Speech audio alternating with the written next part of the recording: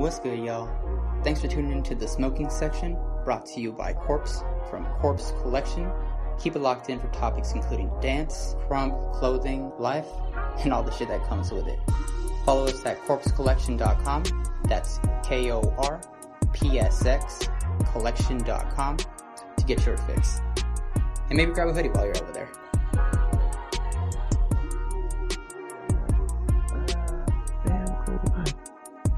Oh, this is so exciting. Oh my God, Moses. Hell yeah, dude. Bro, so again, thank you for coming on.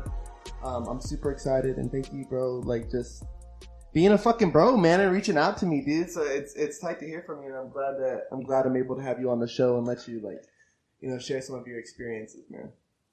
For sure, man. Glad to be here, you know, and congrats on you on, you know, just jumping on this whole podcast thing game, because I feel like it's a crazy time right now, and I think everybody needs the content. And so, you know, the fact that you're coming out there and you're just generating all this stuff for everybody to listen is really cool, man. Yeah, dude, and even like last time when we talked, when you started telling me like, oh, like I listen and this and that, it feels good to know that you know, I'm not just speaking into the void too much. Like there's people listening, like, you know, and you know, we've been homies for a long time. 2009. That was, it was the summer of 2009 I met you guys, man. And I've always been very thankful, dude. So, for people who don't know, kind of give yourself a little self-introduction and what's some, so I guess the first question could be is, what's some of the plans that Moses has for the future? Sure. Yeah, plans from the future. You know, I think at least near future, different things that I have in mind for sure is making that commute eventually back down to the Bay. You know, obviously with the crazy things that are going on with COVID and how things are set up in that sort of way, I just realized that it's kind of important to kind of be closer to family and different things like that. And you already know, I grew up down there, 805. Yeah. And so, like, just knowing that I can be closer in proximity in case anything were to happen, and just the way that things are, you know, my family's getting a little older in years, and I got family, you know, that's kind of in that stage where if anything were to happen to them with the pandemic and things going on, that they would be more at risk to be able to have to deal with more serious complications. And so, you know, just based on that, you know, trying to shoulder that idea and knowing that I can take the lead, be a little bit more responsible in helping them out when they need to, then, you know, that kind of pushed those sort of things down the line. Obviously, I'm still up here in the Bay, out here in Oakland right now, you know, just living the life, staying at home. Shout out Oakland. Shout out Oakland. Yeah, but eventually down the road, hopefully going down there, getting reacquainted with like the community and things like that down there. Dance, everything associated to that, you know? Yeah, so even off of that, like, you know, that's how we met, was through dance. You know, tell people a little bit about that. Like, when did you start dancing, and what was, because I know even you did a lot with main stacks up there in the Bay. So what's a little bit of that dancing background that you got, that community? Yeah, definitely. So, I mean, I'll start by just kind of summarizing a little timeline of, you know, my time dancing. Obviously, it's been, I want to say, like a year or two that I've just been kind of out of the game. A lot of friends still in the community up here in the Bay, but, like, you know, starting roots back down at 805. For anyone that does know, Byron Bukow, I was an 06, 07 member of Undeclared. And, you know, when you're in the 805 and you're dancing like at all in that sort of community, you have to know Byron, you know. You have to. Started roots there, you know, met a lot of heads, a lot of friends that, you know, I know very well, like as brothers, sisters to this day, you know. And when you have kind of like, as a part of that sort of community, once you kind of know people, you become so tightly knit that, like, you see them everywhere, you say what's up everywhere, you know, and that never kind of goes away. So that's been tight. Danced on Undeclared for about a year. Stayed the entire season. As I was going into, you know, 8th grade into 9th grade year. So after that, high school, you start seeing more of like the collegiate style teams and the high school teams that kind of branch into this sort of what we used to be called future division. You know, since you start prepping for, you know, seeing that LA community, that California community that you see as far as teams and things like that go.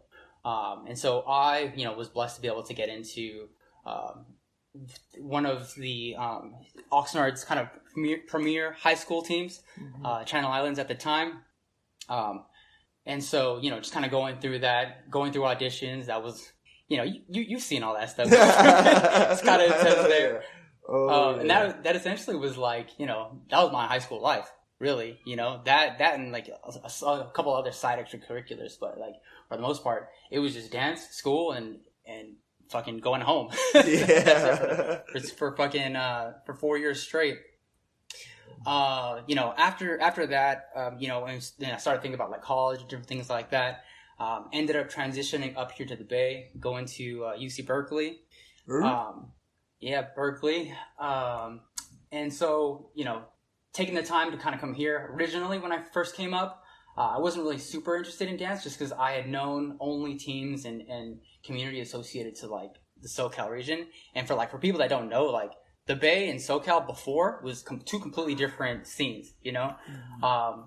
I want to say like as far as LA works, LA has like a specific subdivision of teams that were kind of based in sort of like drill and, things in that sort of nature, versus I feel like when you're up here in the Bay, a lot of it was based off of like that hip hop roots and like, the vibes that are associated to that, there's a lot more raw freestyle sort of things that are, kind of up here. Yeah. And like the community's kind of built around themselves around those sort of things. Obviously with these like little outliers here and there, but, for the most part, there wasn't much integration for the teams, and so coming up here, I was like, I don't know any teams up here in the Bay. Like I know the company, I know like things like that, But aside from that, I didn't really know too many teams up here. But eventually going to Berkeley, kind of seeing a couple communities spring up from that sort of thing. I ended up hearing about what's called Main Stacks now, yes. And they were, I want to say, in their like third or fourth year. During that time, I had started hearing about them, learning about them through other people, eventually learning and understanding, like they were what's considered like a collegiate team where, there's like, I want to say 2 divisions of type of teams where like there's teams that are kind of based off of schools and different things like that they're associated to. And then there's like teams that are part of companies, Mm-hmm. I mean, you have your experience with some company teams like AOV and different things like that too, Like they're not tied to any specific schools, but primarily speaking, with some of these more collegiate teams, they're kind of based off of like schools and school programs and things like that. And so, Main Stacks was just kind of one of those people one of those groups that were part of that. And, it just went from there. Committed to another 3 years of dance from there, with Main Stacks team. Actually got to direct as an artistic director my 3rd year. I remember that. And that was crazy. That was a wild ride for sure. And, it just went from there at that point. Yeah, man, it was dope. I can't remember what competition we were at, but I was there and I got to see you guys perform. And I remember I talked to a couple of the Bay heads and they're like, "Oh yeah, I know that group." Like, "Oh yeah, their artistic director is so and so." I was like, "Hey, that's my buddy." Hey, that's my dog from Oxnard, man. Like, that's my boy. Yeah, he's tight as fuck, huh? Like, yeah, 805 in this bitch. Yeah, no, and it's tight too, like how you were saying, like once you're friends with somebody in the dance community, you're really stuck with them for a long time. And like I know all the heads from CI, like whenever I see them, it's always like, "Hey, dude, what's up, Hutch?" Like, "Hey, they always like Ralph always brings up the fact that like I used to drive that big ass green van. He's like, "Do you remember that big green van you had?" Like, of course I remember it. But it's always, you walk down memory lane and stuff, man. And so, like, okay, so even in high school, you were co-captain.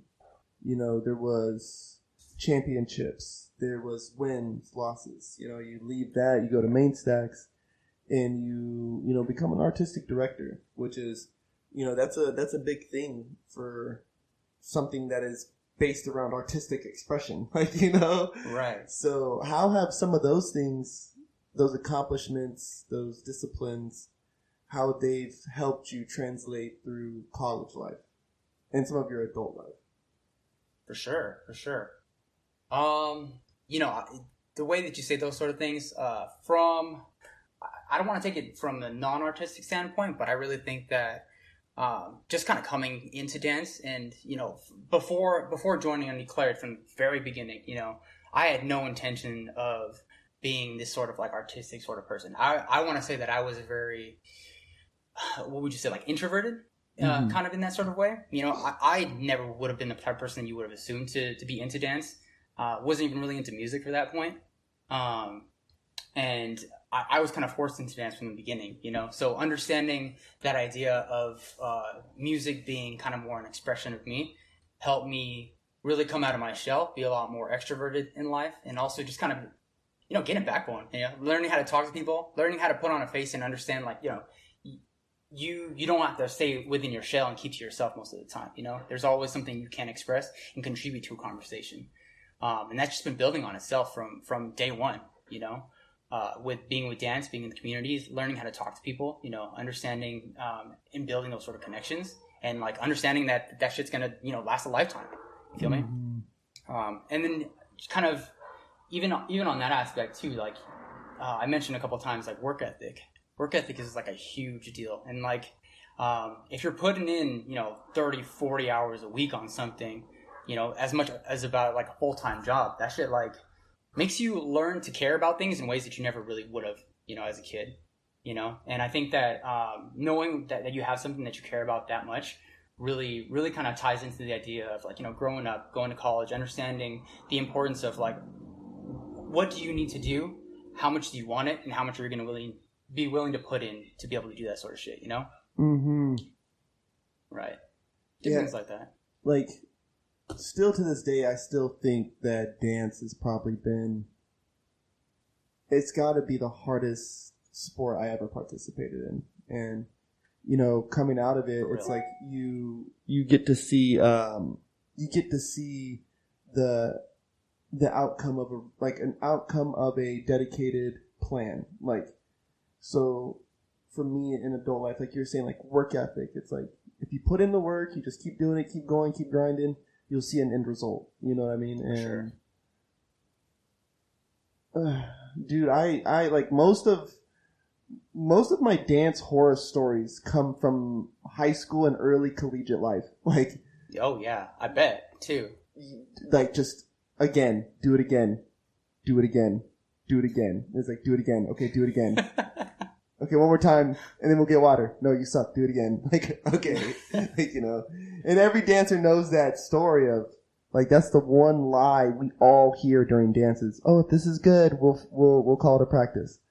That's lies we hear. Fuck no. Straight up lie. That means we're probably going to do it about 5 to 6 more times if we're okay. So, lies I hear at practice. But I mean, you get used to that. It becomes funny. It becomes a part of your standard, you know, culture of how you approach things. Like, you know, let's not stop when it's good. Let's stop when we're satisfied. Like when we're satisfied with this result. Yeah. And dude, I mean, going to college up there must be fucking hard, dude. Like, I mean, I didn't go to college, so I can't imagine what it's like going to school up there and stuff, man. Like, that's crazy. And what's going to be your final degree in? Oh, well, I'm already graduated, man. I'm working as a consultant right now for the hospitals. So, yeah, so similarly to like how, you know, Kaiser is an entity, you know, how that sort of thing is. What I do is I help kind of business relations and communications and planning for each of the hospitals, sort of an umbrella corporation. I don't want to spend too much on that time because it's like obviously not associated to anything we need to talk about here, but it's a lot of management stuff. But you raise a really good point because like I don't think it necessarily needs to apply to college specifically. Like it's just in general everyday work, you know. Like when you have that sort of work ethic, when you're being grinded on, and like when you try to train yourself and hone your abilities to a point where it's not just satisfactory, but you're going for the sake of competition. You know, you're trying to aim to be the best, so you want to be the best that you can be. You know, when you're performing something. Taking that sort of idea to anything, you know, with whether it's like an assignment that you're doing for school or like it's fucking, you know, some sort of task that you're doing at work, you know, you don't want some bullshit satisfactory thing because you've been ingrained in your mind to know that you always want to give 100% of your effort whenever you're putting some sort of task.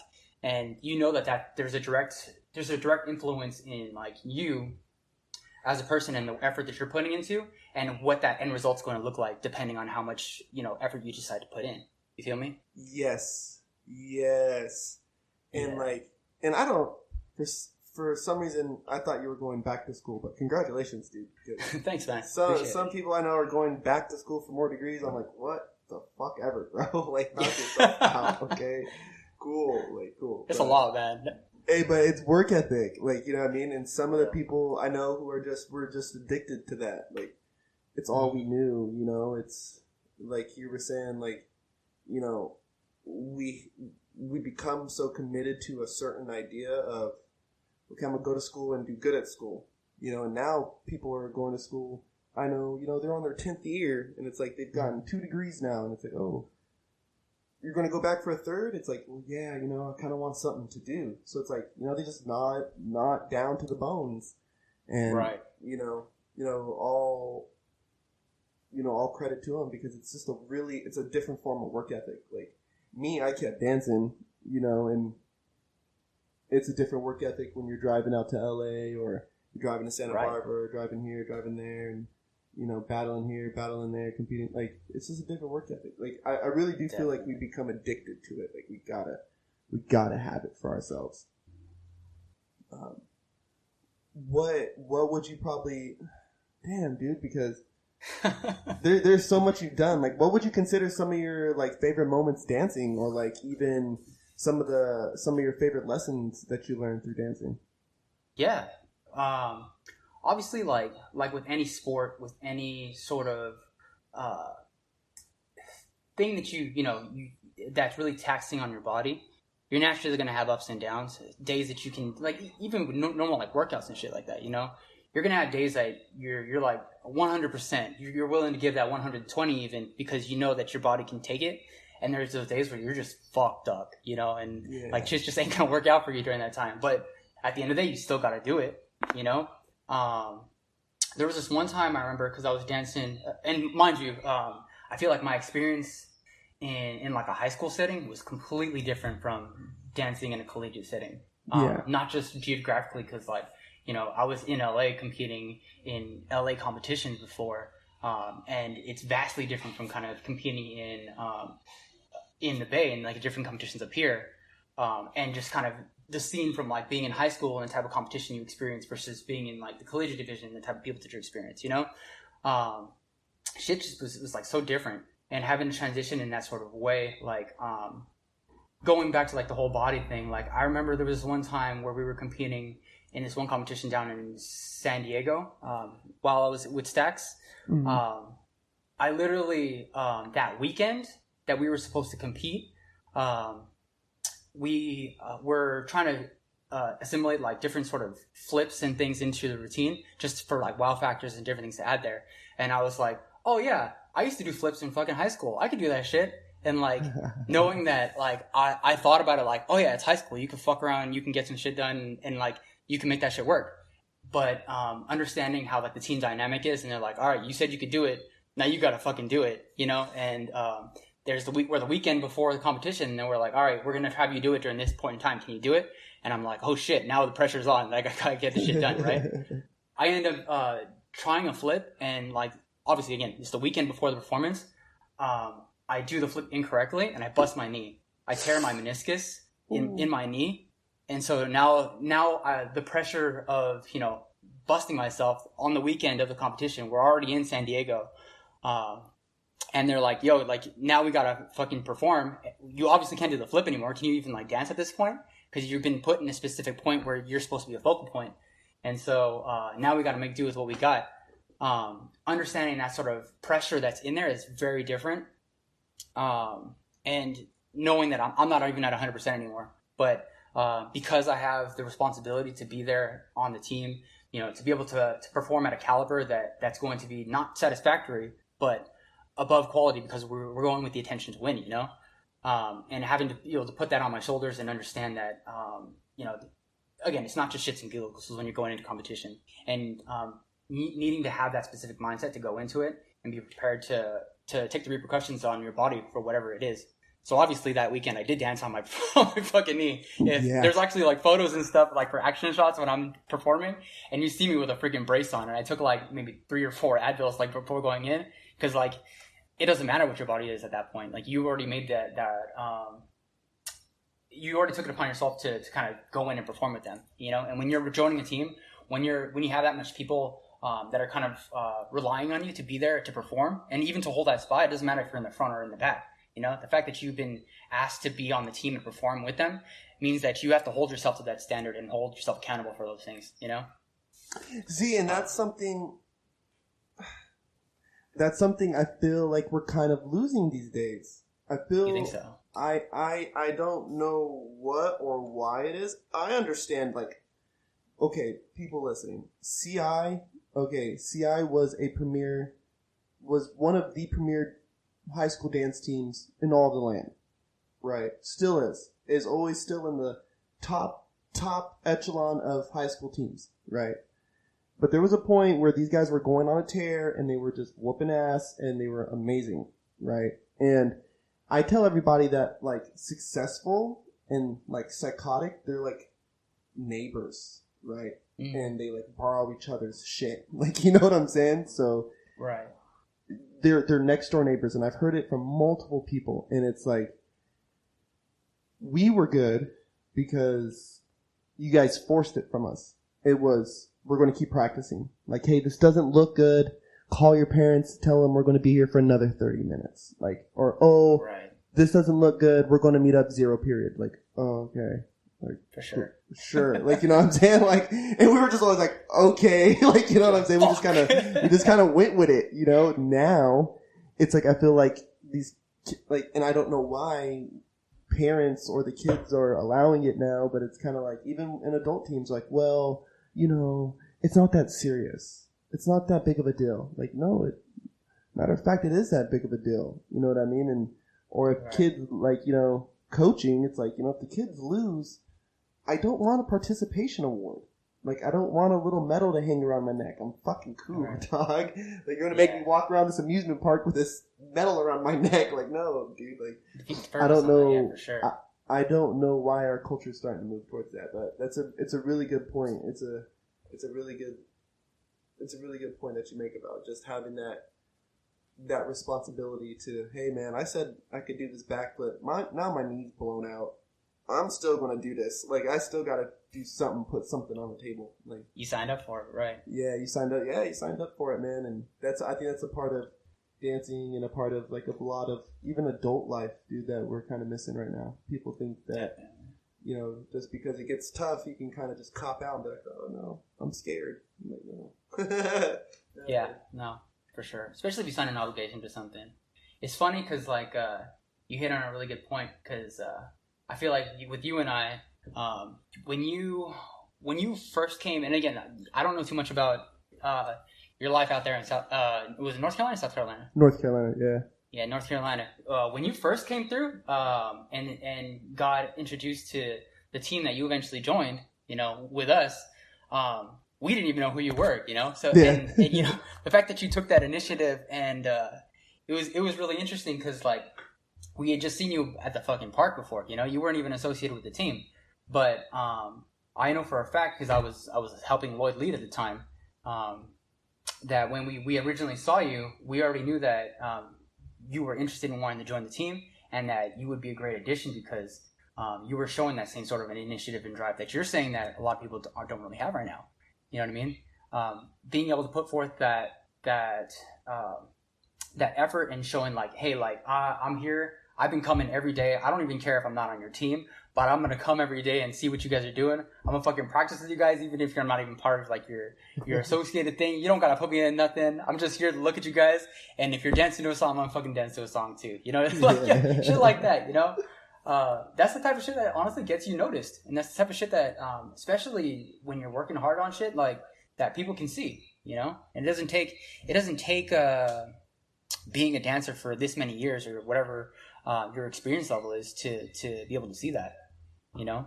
Yeah. And I think what you're saying too with that idea of like, you know, that that sort of tenacity that's not really seen as much nowadays.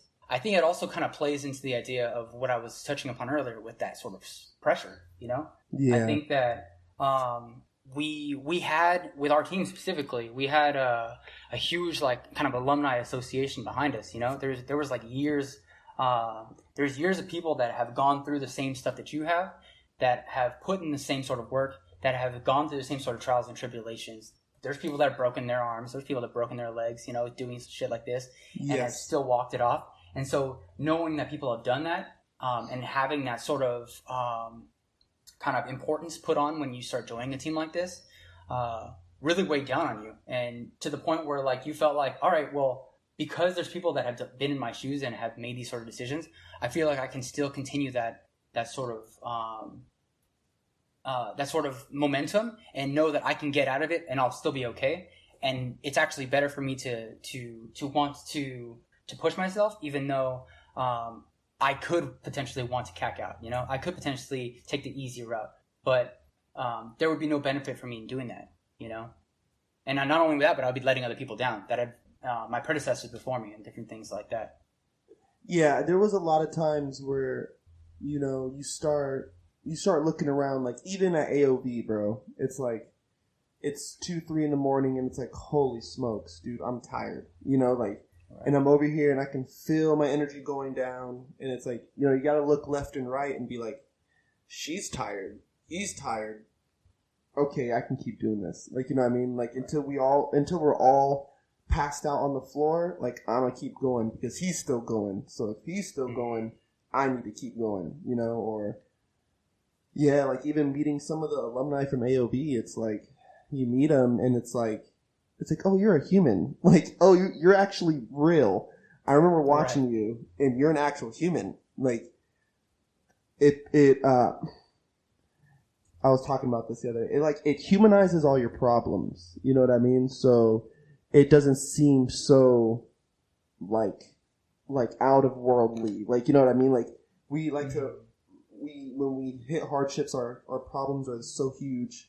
You know what I mean? But then when you meet people like your alumni, you know, and you see them on a daily basis, it kind of brings it back to like being in your own shoes. You're like, hey, they did this too. I can do it. Like, he's human. He's not a robot. Like, I can do this too. Like, and I know some people get pissed off because they're like, oh, well, you know, to each their own, and I'm sensitive. And it's like, okay, like, I get it. You're sensitive, but let's kind of toughen up here a little bit there, Toots.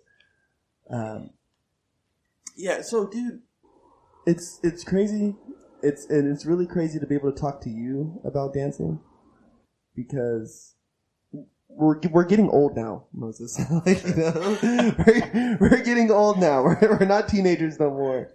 And you know, I'm closing in on 30, and we're getting old. You know, we're getting old. You know, well, considering, you know, like you, when you think dance wise.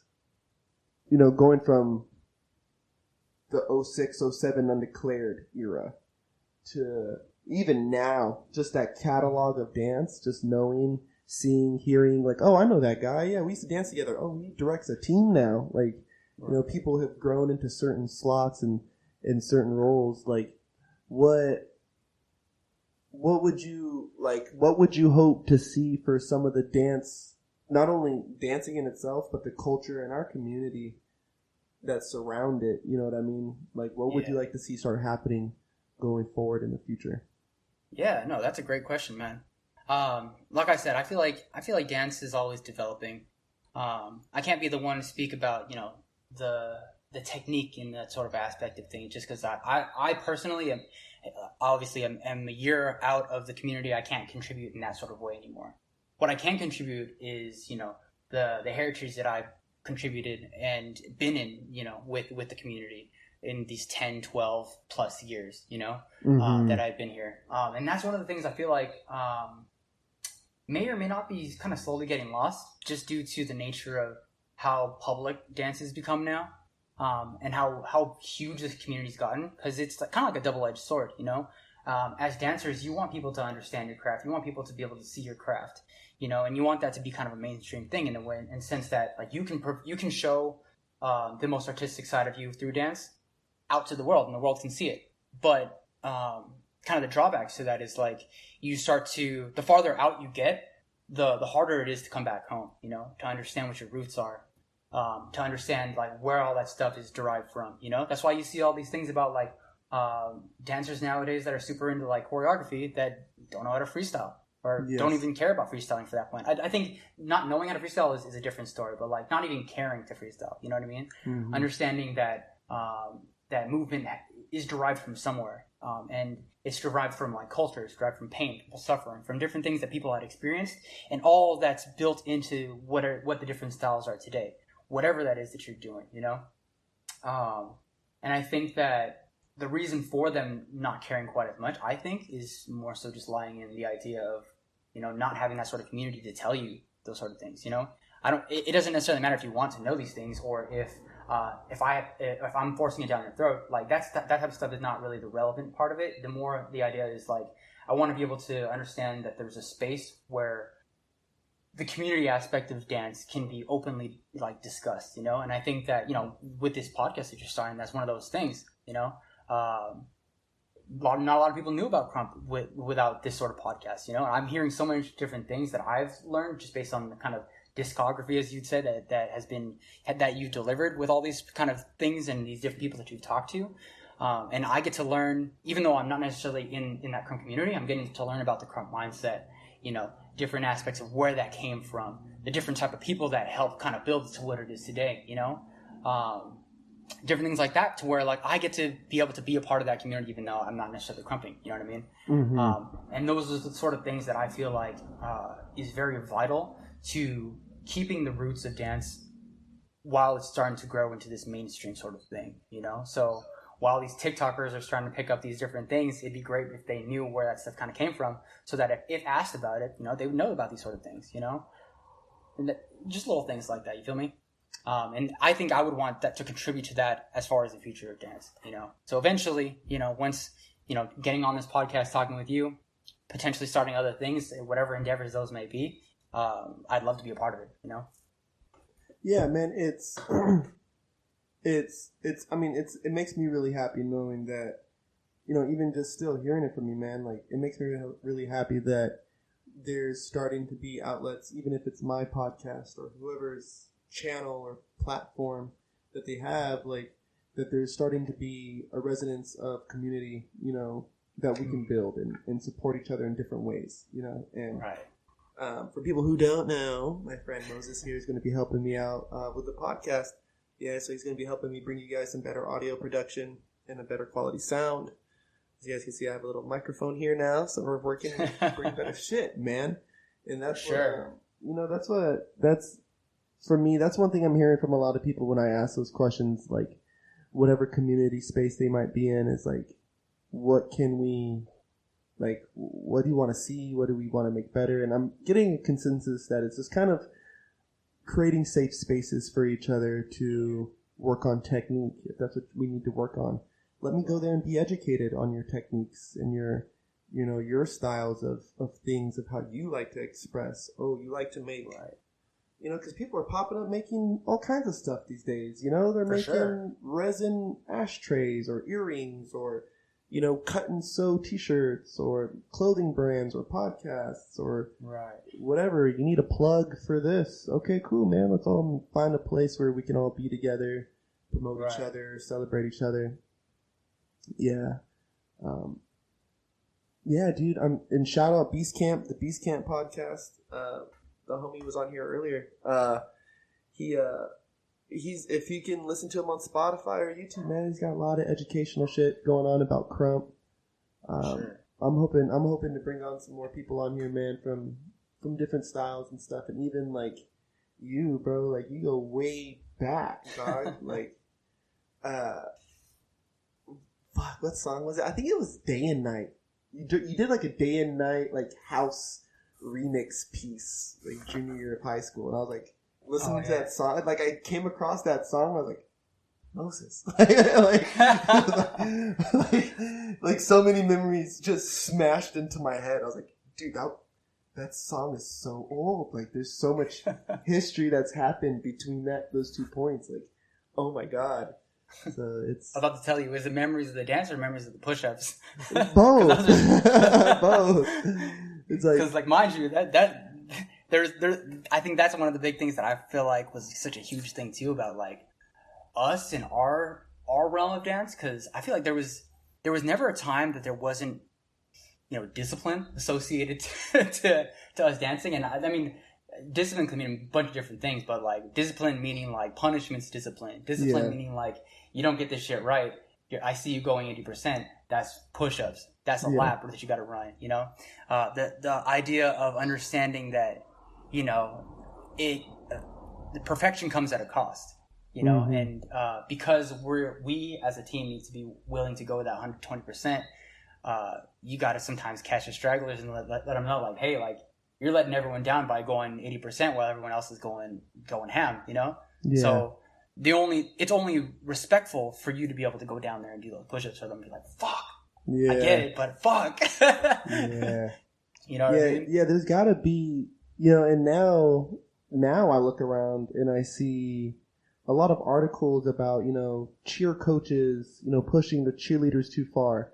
And I read it and I'm like, yo, we go through this daily. Like at dance practice, I don't know what you guys are talking about. Like this isn't like, yeah, there is absurd where in some of those cases, you know, I'm not saying that what might have happened wasn't true, but for the most part, you have to push yourself. You have to kick your own ass. Like you have to expect greatness from yourself because that's the only way you'll reach it. Like, you can't say, oh, I'm a hope to be good today. Like, no, you're going to say, no, dude, I'm going to do good today. I'm going to be good. I'm going to be better than I was yesterday.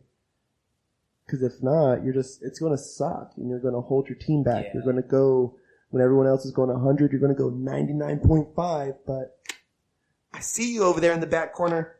Tony, I've heard that so many times. Pudge, I can see you over there in the corner. Oh. Oh. Whoops. Yeah, for sure, man. You know, damn, man. It's only because we care too, honestly. Because I feel like there's a solidarity in that, you know? No, like what you said during practice. You're like, you're looking around, you're saying like, well, I can tell you're tired as fuck, but you're still doing it. So why shouldn't I? You know, I'm no better than you are. So there's no reason that I shouldn't be giving the same amount of effort that you are. You know, and because I care about you that much, you're like a brother to me. You're like a sister to me. You know, like what I want to see my sister and brother suffer. Because I'm taking a break and chilling and putting them through more pain. I'm not going to do that, you know? Not just for me, but for them too, you know? Yeah, it was something like with some of the kids that I had to explain to here was it's an idea for me where it's like we are spending more time together than you are with your parents. We're spending more time together than you are with your own brothers and sisters. Right? And if we're going to be spending that much time together, we're going to be good, okay? Because if not, we might as well just go home. Like, if not being the best, if we're going to spend all this time and if not being the best that we can be isn't the goal, then let's trim some of let's just be real here. Let's trim out some of the fat.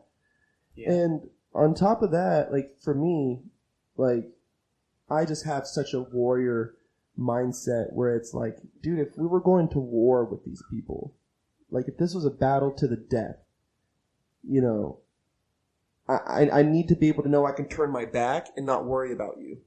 Like I need to know that I can take my eyes off of you and focus on my fucking transition and not yours. Like I need to know that I can, I can do my choreo, turn around, and you're going to be in the spot that you need to be in. Because if not, he's going to crash into me and I'm going to crash into her. So I need you to be out of the way. Like, cause you know, bro, you know, sometimes, and people who don't dance, who watch this podcast, when you're dancing, right, there's things called transitions where you're running across stage from different positions, off and on stage. And Moses, you know, sometimes transitions are by that much. You get there by this, just a little hair, you know. Mm-hmm. You just so happen to slide behind them and they're off for the races. And, you know, you got to do the run around the whole stage to the other side of the stage type of transitions. And, For sure. One of the things that I just really wanted to hit too, because like I know one of the questions you asked me was like, what are the most memorable moments in dance too? Kind of a huge thing that I wanted to hit upon is like that idea when you know you've already worked that 100%, you've already put in the effort, and now it comes time to like performance. You know, just like players on a football field, on a basketball court. When you get on that stage and you know you've practiced like your heart out getting onto that stage, there's like this feeling, and I'm sure you felt it before, where like you get to that point and it feels like you can give 100% and put it all out there on the stage, knowing that you do have no regrets, And yes. When you have that sort of feeling stepping onto your arena, as people put it, you're facing the crowd, your team's all there with you. There's like this aura that's around you, knowing that you're going to be giving that sort of same 100% out to this crowd, and you can kind of feel the aura of everybody around you, and that sort of thing, you can't get that anywhere else, really, when you're performing. And like I'm looking, I don't even have to look, honestly, to the right of me or to the left of me. I know who exactly is going to be there because we practiced it so many times, and I can, like you mentioned, I can rely on them. I can turn my back and know that they're gonna be holding it down, even though I'm not there for them to have to push them. You feel me? Yes.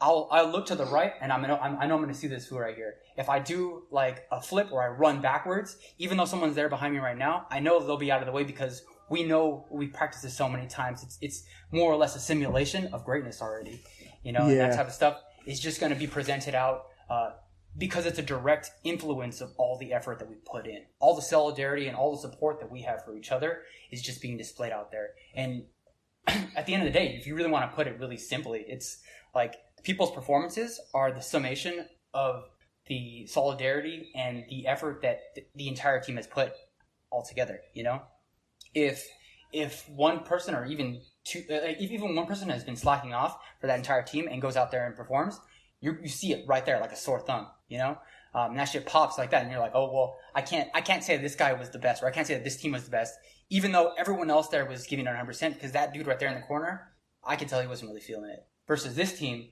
which may or may not have had better choreo, which may or may not have had a better performance. I could tell that they were really vibing together. There was that sort of unison that's with them, and they will take first place because I could feel that, I could feel that connection. I could feel that effort, as a spectator even, Yeah, there is a certain class of those type of teams. When they walk in, there's a certain aura, there's a class, there's a confidence, the swagger. You hear it when they're speaking to each other, and when they fall in, you see it. It's so hard to explain, but you see it. You see the responsiveness, the eagerness, they're ready. You know what I mean? And you can really, like, it's funny how you even said it, like, it's like a simulation of greatness. Like, yeah. I always feel that our best run-throughs are the ones right before we go on. It's right before. Like, right. You could win with that run-through. But you're like, yo, y'all thought that was tight? You should have seen the one we did backstage. Like, you should have seen the one we just did. Oh, dude, the bridge, when we did the throwback set and we were dancing in the rain. Do you remember that shit? Oh, yeah. That shit was tight. That shit was lit. That wasn't on stage, though. On stage, it was not good, but it's like, dude, because we gave so much into that run through. It's like, dude, if you guys would have just seen that, like, whoa, bro, we would have went viral. Right. Yeah, dude, there's like, it's a really weird thing, and it's something I've tried to hope to transfer into life, where it's like, as long as I practice every day, as long as I keep at it every day, whatever I'm doing, whether it's with my clothing brand, the podcast, being a better dancer, being a better dad, like, as long as I keep at it every single day, like, when it's my time to execute, I'll be ready to execute, like, if Elijah ever needed me, I'd be there, like, I would know what to do, and I would be prepared, ready, like, tag me in, coach, or, right. Podcasts. I'm starting to kind of get the reps down and starting to understand how all this crap works. Right. So one day I'll be executing on all cylinders. Sure. Yeah, and it's, you know, and I'm thankful, man. I'm thankful that we were able to learn those lessons. A lot of those lessons I learned from like you and Lloyd and the traditions from CI. Like I always try to give credit when I can. And shout out Byron Bucal because he was on the podcast before too, and he helped establish a lot of shit. Man, I always try to shout him out. Congratulations on your baby boy, man. Hey, congrats.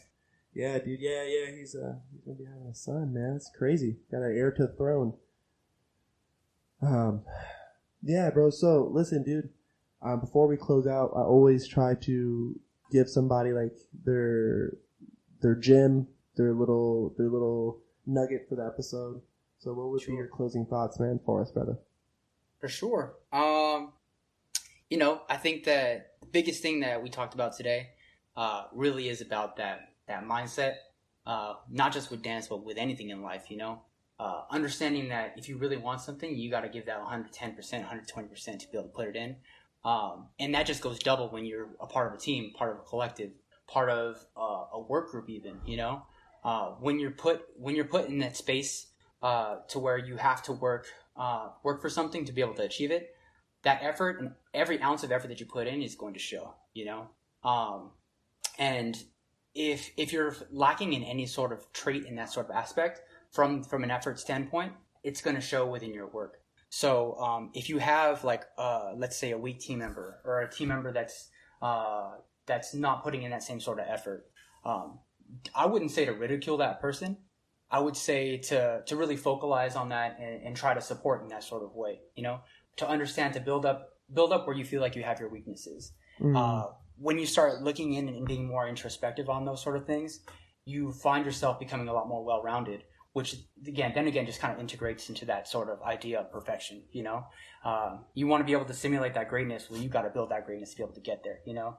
You can't run a perfect simulation without going through each little detail, being really nitpicky, you know, and putting in the effort to fix those things as needed, you know. So knowing that within the self it has to be done, and when you're a part of a team, to be able to unify that sort of idea, unify each other based on that sort of mentality, to be able to kind of build on that. You feel me? Let's fucking go, Moses. And if I can give a couple shout outs, that'd be tight too. What's that? You mind if I give a couple shout outs too while I'm on it? Yeah, bro, of course. All that, bro. All that. For sure. Shout outs to the main stacks team up here in the Bay. They're putting in work. Even during the COVID stuff, I can see them, you know, getting their team together. Obviously, teams cycle within years. And, you know, with COVID and stuff going on, it's always difficult to have to, you know, recruit new team members, build that shit out. I don't even know what competition season is going to be looking like, but it is coming, you know, with the holiday season coming up, shit like that. Shout out to them too for kind of really, really understanding stylization and understanding like the idea of different communities associated outside of the current quote unquote choreography dance, you know, kind of realm. Building on those sort of ideas of what it means to have, you know, the different freestyle realms, the different sort of styles, and battle dancing and different things like that. You know, shout out to all those people that are part of those communities, you included, you know, for being a part of those sort of communities, to be able to kind of keep repping those things amidst the whole publicization of all this. Because like what I said before, you need those sort of roots and that sort of understanding of your community to be able to hold on to those sort of ideals. And without these sort of communities to kind of build on that and foundate on that, then like we would never have the community that we have today, you know? And we would never have kind of built up to this sort of point where everyone wants to dance now. You feel me? So, you know, everyone that's still out there dancing, still in the community, keep doing what you're doing, and, you know, hopefully we'll go on to greater heights now from here, honestly. Hell yeah, dude. And again, shout out Main Stacks out in the Bay, dude. Got a lot of love for you guys, man. I always talk very highly whenever I hear of Main Stacks. Shout out my dude Moses on that, because you know that's family ties. I'll try to share some of their videos and stuff on the sure. Corpse Collection page, so they can get a little bit of exposure for whoever might be listening. Appreciate you. Yeah, man. Much love, brother. Yeah, we'll talk soon. If anything, when we hop off, I'll send you a text, bro. Yeah, for sure, man. I'll keep you up. Alrighty, Moses. Everybody's been listening, watching. Toodle fucking loo. Peace out.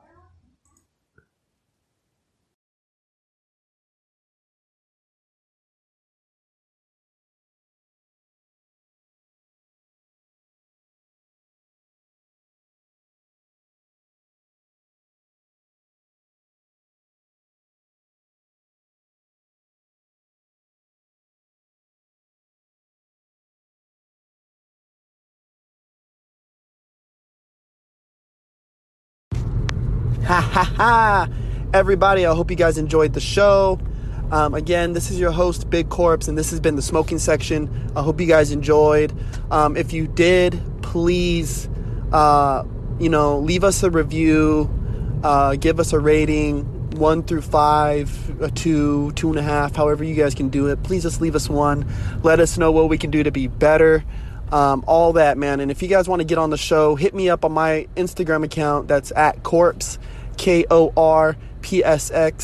And we'll conversate and we'll get you guys on the show. If you also have the chance, please check out corpsecollection.com. That's KORPSX collection.com. Go grab a shirt, a hoodie, a hat, whatever. Buy something for your grandma or your sister or your niece or nephew.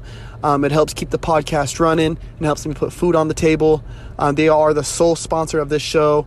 Love you guys, and I hope you guys have had a wonderful day. Hope you have an amazing week, month, year, and life. Like I said before, I'll see y'all on the flip side, all right? Bang.